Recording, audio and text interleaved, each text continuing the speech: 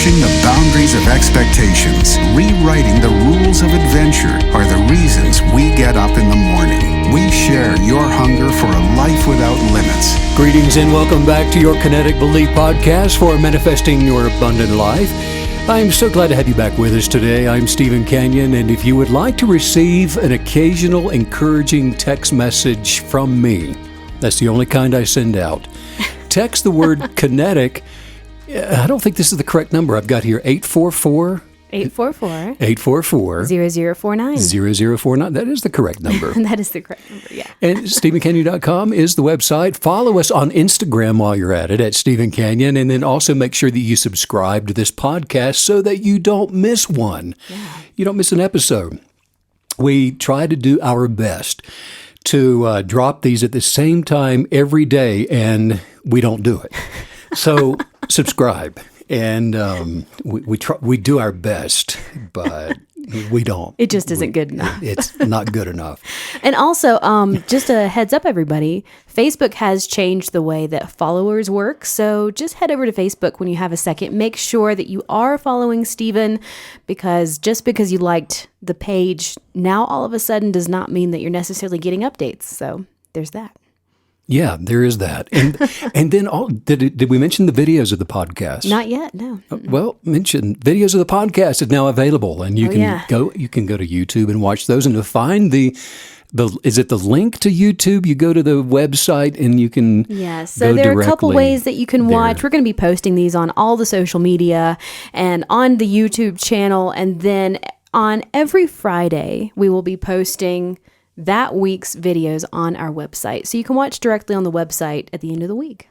And if you're in Breckenridge, just go down to the river and maybe you can find us there and we'll chat while it is sitting out already happening by the river. We'll probably just develop a KB collective by the river. And I think we covered it all. I hope so. Have.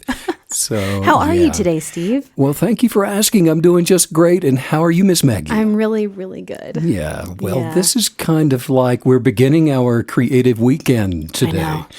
And I just love it all, don't you? I do. I saw a funny tweet. This girl said, nothing ruins a good Friday like realizing it's only Thursday. But for us, our Thursdays are our Fridays. You can choose. That's the thing about being a Kinetic Believer. You choose your Friday. That's true. It doesn't have to show up on the calendar. You just I love it. Say, today's Friday. Yay. Question for you. And I was thinking about this. There's such this mad, apparently, scramble to get to Mars. Yes. And which I think is fascinating, just to kind of, be a spectator of the antics. And, I think it's inevitable that humans are going to end up walking around on Mars. But, so a question for you. If you were suddenly transported to Mars, how would you assess the situation? I was suddenly transported. Yeah, you're calling back live, and I'm here podcasting, and I'm here with all the other KBs, and we know that your air chair is empty because you were transported to Mars. Okay. And so you're calling in to the show today to assess the situation for all of us. We are so curious. Please bring us up to date on the situation on Mars. How would you do that? Oh, my word. Stephen, I think it would be really... You're coming in loud and clear, Miss Maggie. We're here. Yeah. Like I'm podcasting with you. We're reading you loud and clear. I do feel like if that happened, it would be very similar to finding yourself sort of trapped out in the wilderness, and you immediately need to build shelter. I mean, all of your basic needs come to the forefront. And unless I'm showing up to the Elon Muskville that already exists, but it doesn't sound like you're giving me that scenario. Yeah, no, that's correct, Miss Maggie. We can hear you. How do you assess the situation on Mars? You're on. We want to know. Is it windy? Is it cold? Is it barren? Are there cities there? Have you met any Martians yet? Needing to role play on a phone call with you is like what my nightmares are made of. Oh, I'm so sorry. Well, I think it's hilarious. You're the actor. I'm not an actress. Well, I think it's funny. All I could tell you is if I am assessing the situation, I would say send sweet potatoes. We need potatoes up here. You are all about the sweet potato, I have to say. Because it has enough nutrients for a person to live on and nothing else. If that's all that's in your diet, You've told the us. sweet potato, they say, is the perfect food. And if we can grow those, while we're here on Mars. Anyway. Yeah, I guess there's enough time on that, right? Wah, wah. You know what? This, believe it or not, this is a transformational podcast. And If you're new, and don't go away. Our purpose here is to enlighten you to the grandeur of what already exists within you. We are transformationally shifting to what already is alive and well on the inside of you. Transformational, it doesn't mean that you're becoming or that you're about to become something that you are not already. And so that's why we talk about rewilding all the time. We're going back to your original unique genius, the original unique artistry of your masterpiece, of your highest self, which already exists, and it is perfectly beautiful. And we're just simply going to rewild your awareness back to the beginning of you through these podcasts. That is our objective. When we're not here on the air talking about these things, I can assure you that Miss Maggie is talking to me about these things wherever we are. But this is a way of life for us. And so we're rewilding awareness back to the very moment of your and our original inflation. And it's just like the Big Bang, isn't it? When you come into the natural, there is the moment of your Big Bang, of your original inflation, to the very first moment before you ever identified with something that is not you, something that's other than you. And after we have chiseled away all of those negative influences, and one of the most useful tools for doing that, if you don't already have it, is the 100-day guided journal that is available on our website, stephencanyon.com. Get a copy of it, and I'll guide you for 100 days through the process of chiseling away all of the negative influences that your ego has been identifying with for, through 10,000 stories told 1,000 different ways. And so we get rid of all of that. And I'll tell you this, the beautiful thing about it is that the enlightened treasure of you will be fully empowered as a kinetic believer when you get through, you don't get through the process, but well into the process. That's what becomes revealed. Something interesting about the rewilding process that you're describing is before you take that first step, it seems difficult. It seems overwhelming. It seems like a lot. But then I have to say, one of my favorite things about becoming a kinetic believer is it lets you off the hook immediately, instantaneously. The moment of revelation knowledge hits you, and all of a sudden life doesn't need to be serious. It doesn't need to be hard. You can laugh all the time. You can have fun all the time. And as someone who's allergic to pressure, that's great. That's the best part. You're also allergic to cats. Now, it's not just pressure. And pizza flavored Pringles. Come on. No one is allergic to pizza flavored Pringles. I hadn't eaten anything all day. You said I ate them. Pringles? Pringles, like the chips. Not Kringles. Not Kringles. No, I hadn't eaten anything all day. I had pizza flavored Pringles and hives, head to toe. Oh. Maybe cats were around when they were making them. But I like the way that you put that you are let off the hook and you're letting yourself off the hook. What a great analogy. Because a KB is someone who is masterfully creating their own life, and you're doing it intentionally by adhering to and relying upon the desires of your imaginations. So you're off the hook. You no longer are identifying with a hook that you shouldn't have been on to begin with. And so the KB, as a way of life, we're gratefully attracting from the universe exactly what we talk about while employing the actions of our beliefs toward the craft of our manifestations. Well, and there are so many hooks, right? I mean, society and culture, from how you're graded in school to pressure from peers or parents or friends to the job you're supposed to have, all the insurance you're supposedly supposed to own. And I mean, there's just so much, and it's all fear-based, and it's all supposedly merit-based. And if you follow those valuation systems, there won't be much left of you. I mean, you're just going to be diminished so much And so again, kinetic belief, it rips all of that open, and we get to be these supernatural creatures. Well, like you're saying, it's fear-based. All of our activities are fear-based until they are faith-based. In other words, perhaps you do need insurance, but you're getting it as an activity and through your awareness rather than something that you're worried about and fearful about. Right. The spiritual authority that we come endued into the natural world with is an enabler for us to intuitively be able to call things that cannot be seen in the empirical realm into existence. And you are a creative creator. All of us are. Fashioned with the exact same abilities as the one who designed us. And so once we have achieved higher consciousness, and that's what we're doing, working at that, stirring it up. It's there. We recognize it. And once we've achieved higher consciousness, then our state of being is filled with the strength of joy. And peace follows us from within. You don't have to go somewhere to find it. It already exists. And happiness, it exudes from the optimistic navigational lens of our expectations. Healing comes forth. Prosperity abundantly manifests, and it does it at our command as well. In relationships, and this is the beautiful thing, I think icing on the cake, is that relationships will flourish from the fertility of unconditional love. And that's the garden that we're planting our life into, is the substance of unconditional love. Life expands to fulfill our genius of purpose in the way that it should be. And a lot of people, they just don't understand love. They have the wrong definition for what love really is. Wow. And people will say, for example, and I think we kind of touched on this, maybe it was yesterday, people will say things like, love, they love something that makes them feel good. Or they love something when it fulfills a longing that they have.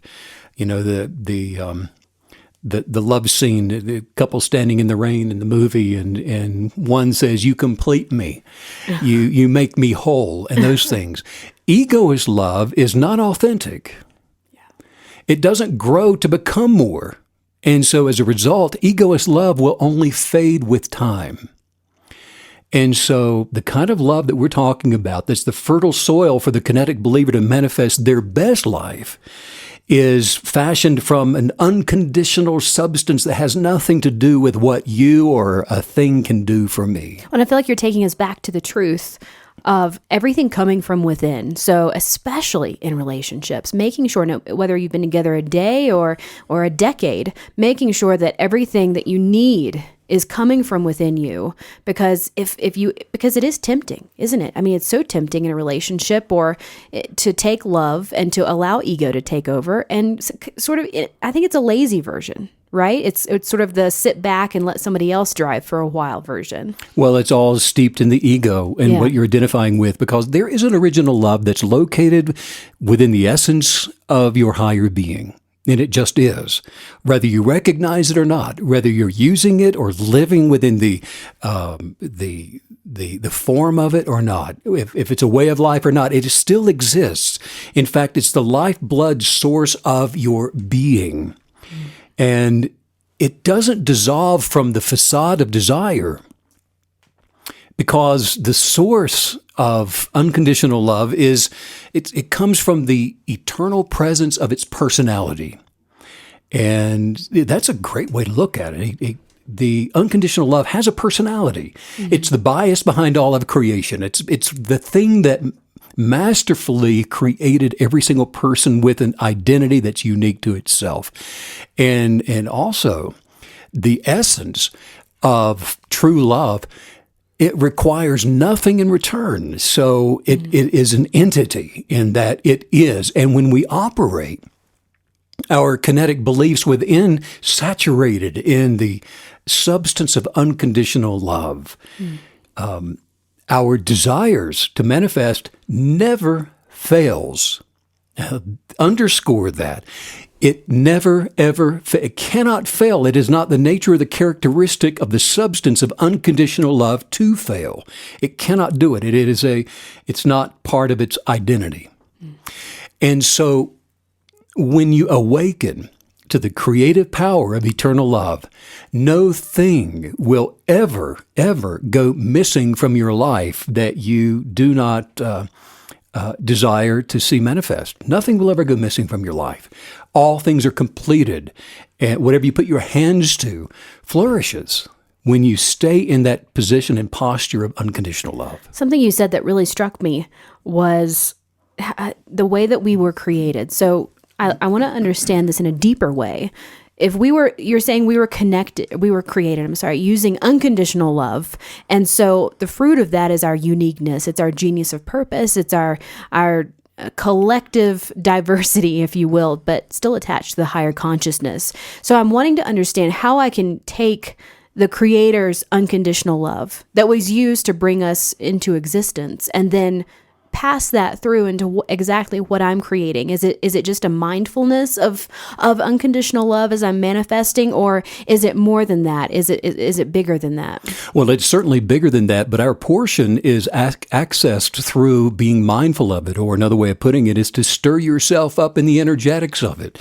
And because to do that, you're transcending the ego with the higher conscious of being that is an approach for everything that you can see, everything that you can touch. You're doing it through the lens of unconditional love. Because when you realize that once you transcend your higher being into first place in this life, in other words, that's the first place I go, not after I've had the argument, not after we've battled it out to see who gets their way, but the first place, the first lens for living. It's accessed because I'm stirring that up in my meditative time. I'm going into my hookah space with my cup of hot chocolate, and I'm becoming mindful of who I am and whose I am, and the optics for living this life and going out into the world, going to the workplace, driving to get there, ordering something off Amazon. Whatever I'm doing it through the lens of unconditional love. And then this is now, I've transcended ego and made those optics first place in my life, especially if you used to believe that wishful thinking was all that was required to live out your dream.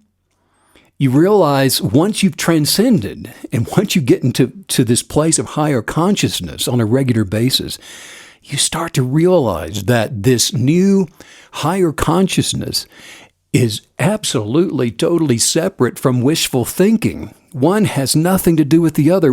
One is a longing. One is the thing that you come into the natural with. And those earliest dreams in childhood that you had of dreaming of doing this and doing that, those are implanted within your consciousness as part of your genius of purpose, but most people never realize that because they continue to operate from ego as the lens for living.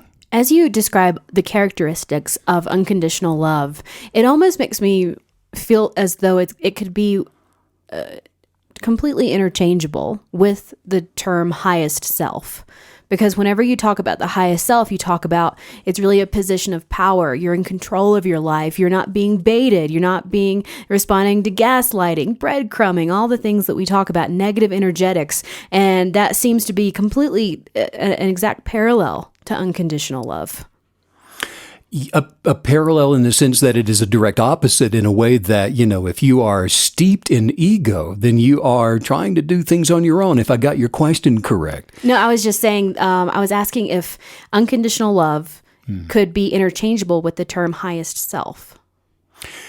Gotcha. Highest self is the essence of your being when you have aligned with the substance of unconditional love from source. And so, yes, there's an alignment. There's a parallel with that. And so it's being connected to a vine which is the source of life for expanding your territory, for becoming more. And the way that we stay and remain aligned with that, with our higher being, the essence of what already is within, is to masterfully adhere to and rely upon exactly what you expect without wavering. And so if something shows up that's broken, that you were hoping was the answer to your dream, well, it's obviously not coming from the same place. And so translate the belief, the substance of our belief for what we can see in the empirical realm. One has nothing to do with the other.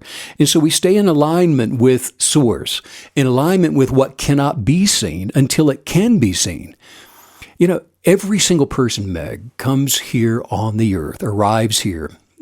We're all spiritual beings having this natural experience as human beings. And we all come here to planet Earth as wishful thinkers, as dreamers. And there's a reason for that, because dreams that are and goals that are held as that are part of the purpose that we were brought to in this lifetime, those represent a blueprint for the uniqueness of who you are, something that you can obtain, something that you can strive for and actually manifest in this lifetime, regardless of how fanciful or seemingly out of reach it may be. If you can see it, if you can imagine it, and if you desire it, there is a possibility that exists for you to acquire that, to manifest it.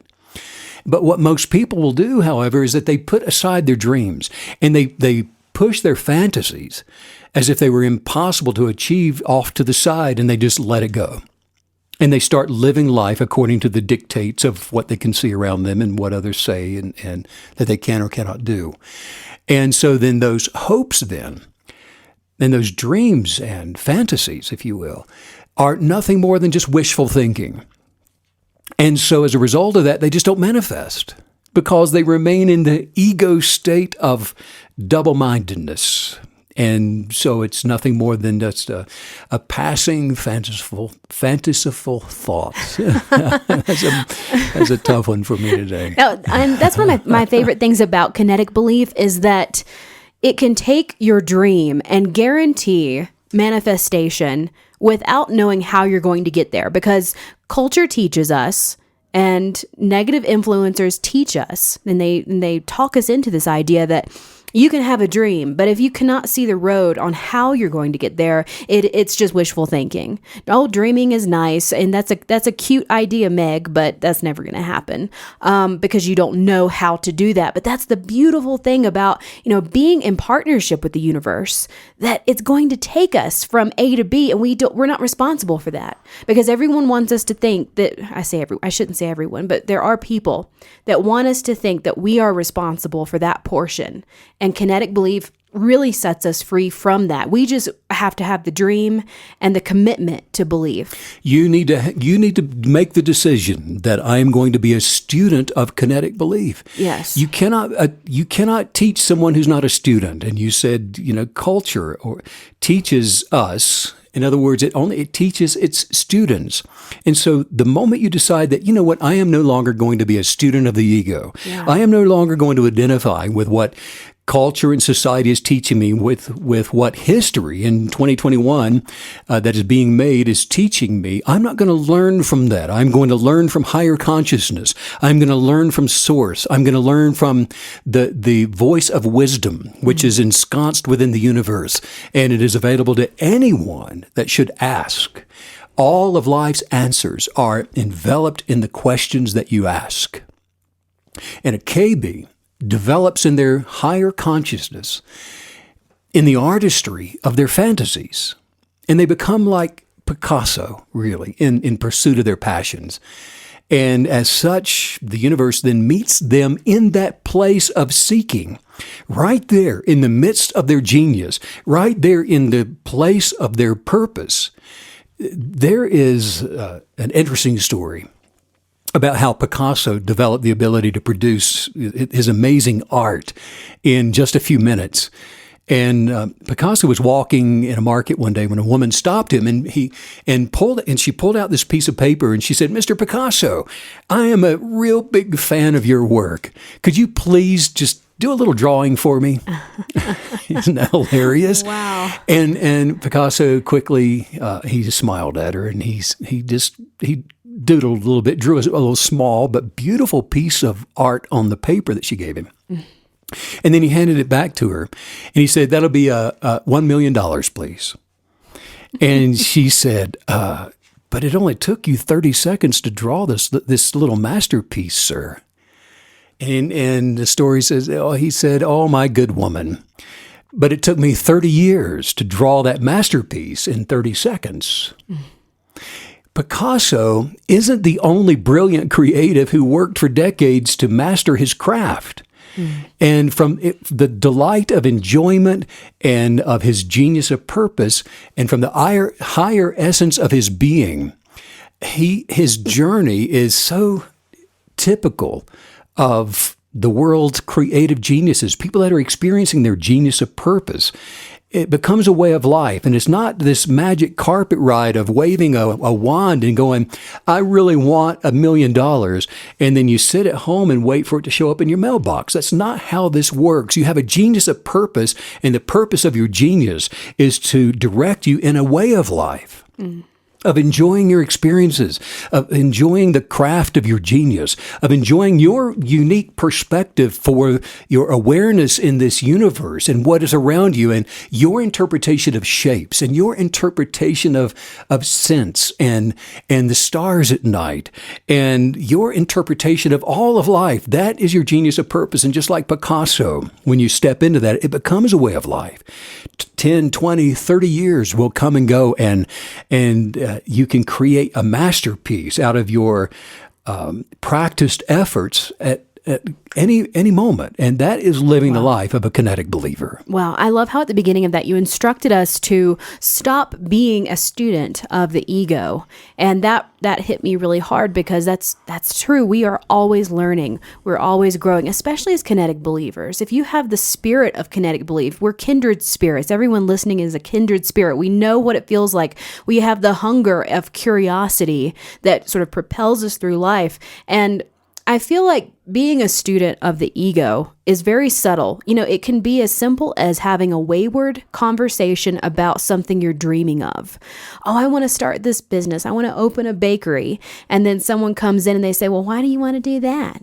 I mean, who cares why I want to do it? It's my dream. Who cares how I'm going to do it? But that really was washing over me, protecting what we're learning, protecting the school that we're inserting ourselves into.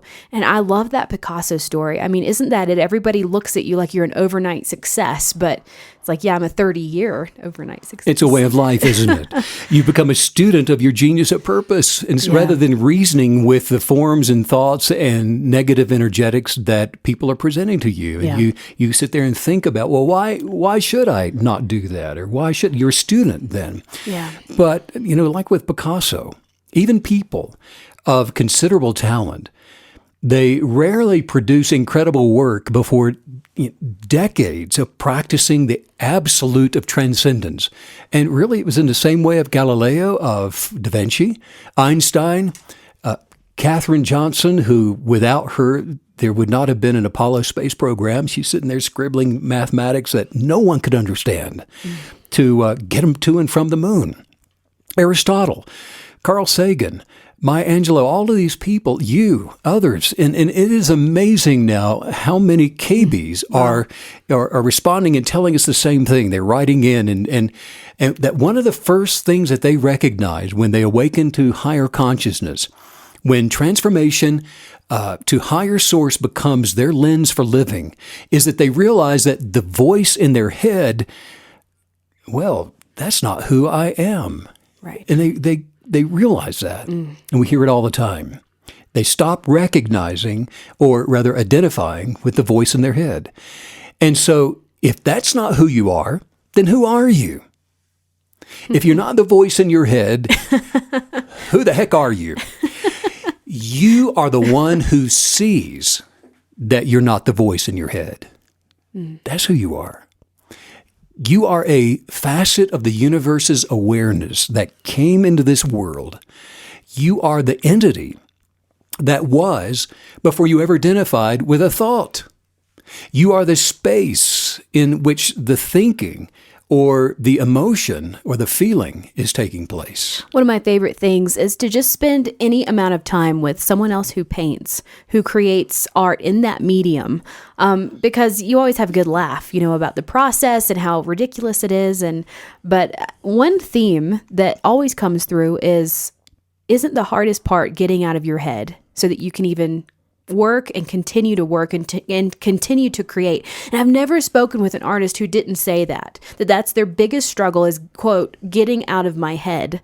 And I feel like that's what you're describing right now as a kinetic believer, recognizing what that voice is. And isn't that how we're supposed to be living as kinetic believers? Beyond our heads, we have to get out of that mindset. And that is so true, isn't it? You can tell the difference, right? You can tell that when you've been painting through reasoning and through thinking, and you can tell when you've just become one with Source and you're in the flow of your art form. And that's true if you're in sales, if in a relationship, you're having conversations, if you are overamped in your self-perspective. And you see it in young teenagers when they're out in public and they forget how to even walk because they become so aware of self, they don't even know how to swing their arms anymore. And it's the natural flow of moving into yourself that enables you to masterfully create the art form of in whatever lifestyle you're involved in. It's not just painting and music. Right. It's whatever you're doing, changing a tire on a car. You can get into the flow of it, or you can beat it with a wrench, and one is preferred over the other. Every single spiritual being, while having a natural experience, has unctions from their higher being that's directing them toward their genius of purpose. Somebody says, well, I don't know what it is. Well, you're not listening. You're talking too much. You're saying, I don't know what it is, rather than asking the question, what is it? Ask the question and the wisdom of it. The revelation of it will come in. Revelation knowledge it's experienced in so many different ways. Wow. And often someone will receive maybe just a special feeling. Sometimes those feelings are producing goosebumps, and there's a physiological response to it, or a tingling, and it's a new sense of awareness that becomes you, and it's projected into consciousness. And awareness is like, I see it in a way I've never seen it before. Those are insights that are received, and some people call those insights unctions of channeling thoughts. And they're correct in that all thoughts already exist. And what you're collecting and pulling in, you're channeling unctions. Unless you're becoming argumentative through the ego and repelling those things. But often these it could be prompted by reading a book and you're inspired by it. Perhaps it's listening to this podcast or by hearing something else. It could even come from finding yourself in some strange situation you're not accustomed to being in. And then there's just an unction from the wisdom of God, and it's pulsed into your consciousness. And there's an awakening that takes place. It may be momentary, just a very quick, quick impulse of insight. And I personally have had several road to Damascus moments in my life, and the unctions of wisdom and the revelation knowledge of higher consciousness just becomes me. And there's ancient script that says if you ask for wisdom, it's granted to you. And every day I'm pouring more, asking for more wisdom to come into me, to enlighten me. And so it's through the asking that we're receiving these things. And as such, then the inner space of you, there is a perfect representation of the original you. It's already perfect. We mess it up. We come in and we start thinking we know better, and other people know better in their inferior states of being, and so we start messing it up. But that perfected higher essence of your being, it's located within the alignment of with Source of you, in alignment with the wisdom of higher consciousness, and it doesn't suffer. Higher consciousness doesn't suffer at the hands of others that have had access to you in the past. Higher consciousness is not defined by the expectations of other people. It doesn't lose. So there is no suffering within your essence of higher being. There's no more of a sweet spot to be in the land of the living than aligned with and in the fullness of the presence of your higher being. There were so many nuggets of truth and instruction in that. And I have to say, it's the one that you began with that really struck me. I love that we have to stop vocalizing our issue and flip that and start asking the right question. And wow, I mean, what a seemingly simple script to flip, but it would change everything if we actually started going throughout our day, never vocalizing an issue, but asking, putting to wisdom, requesting wisdom because even in being forced to articulate the question, we are propelled forward toward the solution. That's right. Just an easy example of that, Maggie, is somebody, let's say that you need more money. Mm-hmm. And most people that need more money will spend their time in counseling with me anyway. They'll come in and they'll start telling me why they need more money. Right. They tell me why they don't have enough money. And they have this long list of reasons. But it's not until I can get them to the place of asking, how can I make more money, that enlightenment doesn't show up. But as soon as someone earnestly says, how can I make more money? Regardless of where you are in the world, answers to that question come pouring in from wisdom. Yes. And that person can then tell me 100 different ways that they can make more money because they asked the question. People have not because they ask not. And there is resistance to asking the question. And there's so many different reasons that the ego wants to resist having you ask the question. But once you get past all of those and can earnestly say, how can I make more money?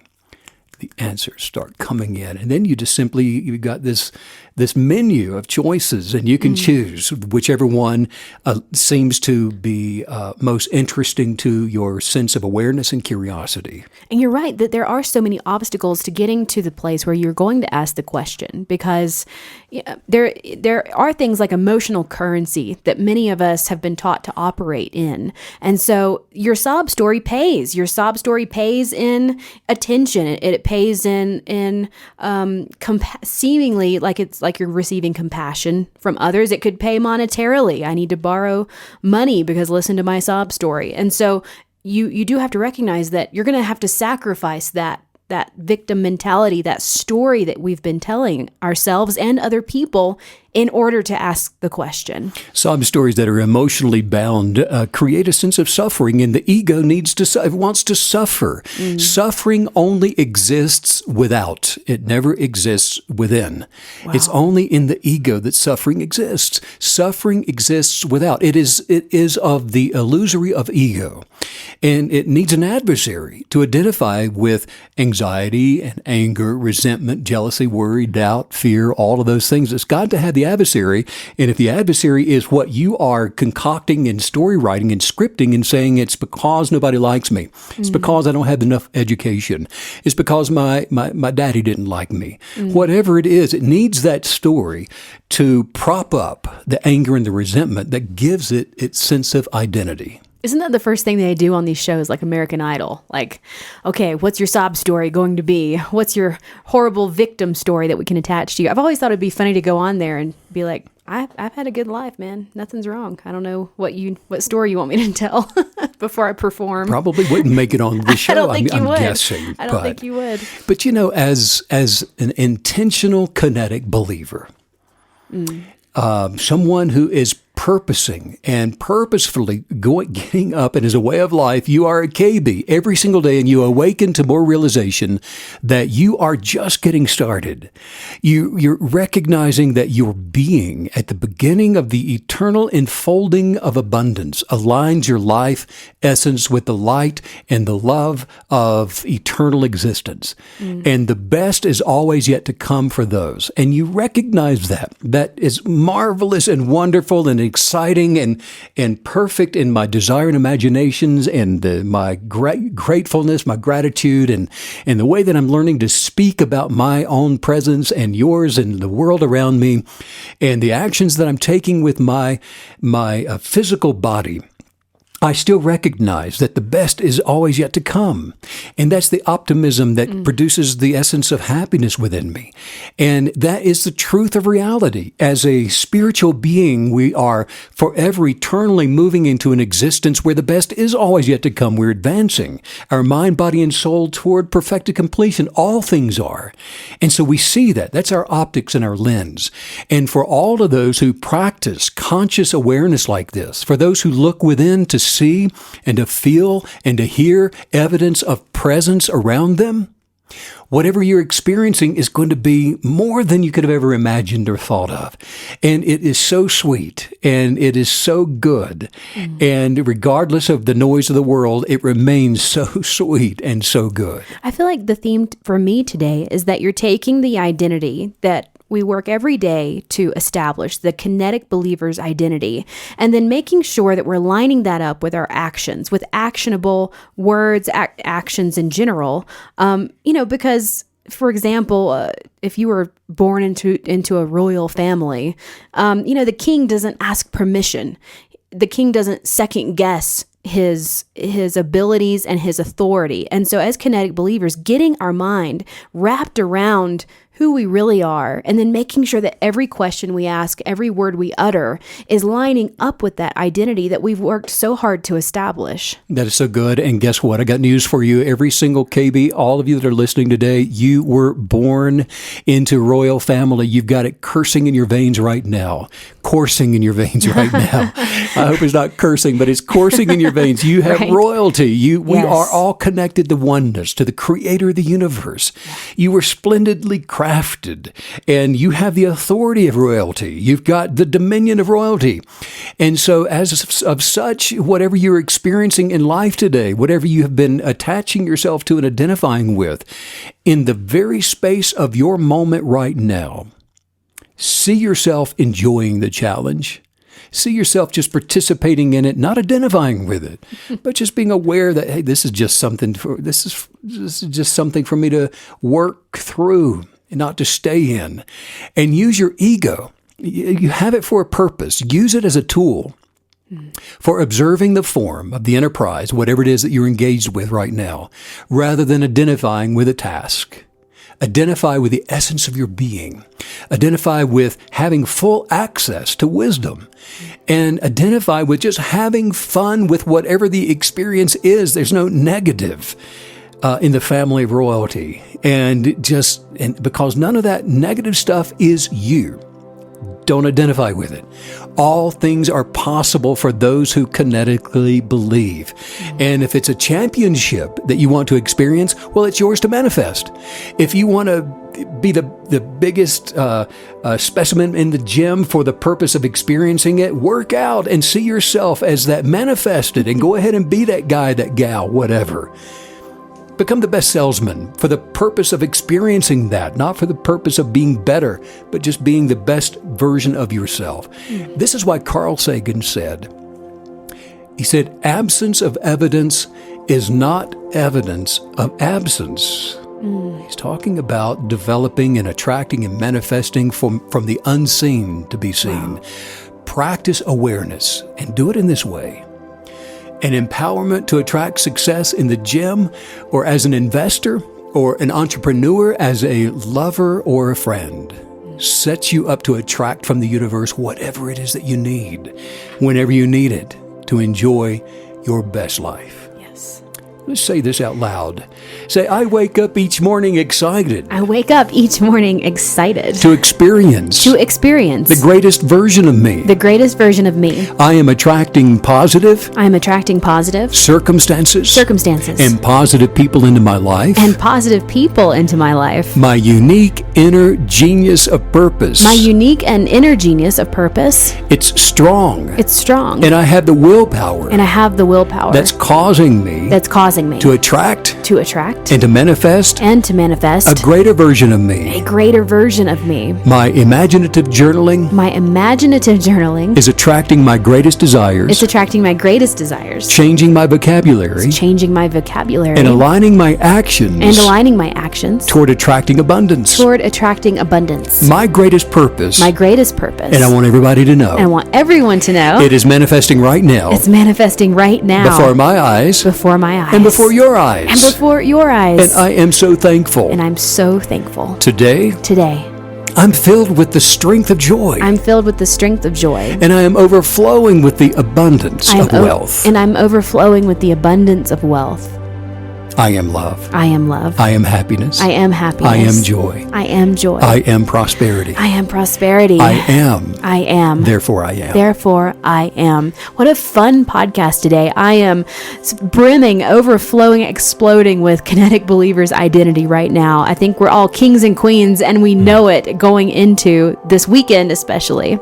Sending out so much love and so much light to all you KB creatives all around the world, and I know that you're going to have a marvelous and blessed and wonderful and full and rich weekend, and we'll see you back here again on Monday. See you then, and thanks as usual, Steve, for all the love and all the wisdom. Bye.